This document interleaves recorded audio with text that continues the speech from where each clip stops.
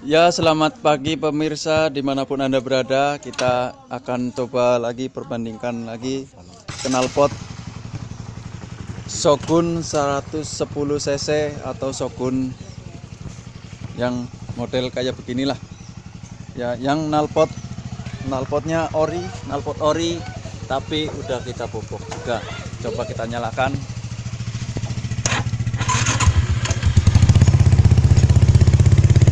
Ini suaranya ya, suara langsam. Coba kita tarik yuk bos.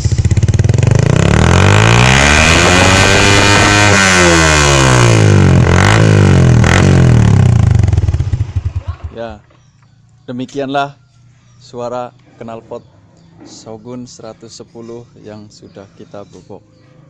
Terima kasih.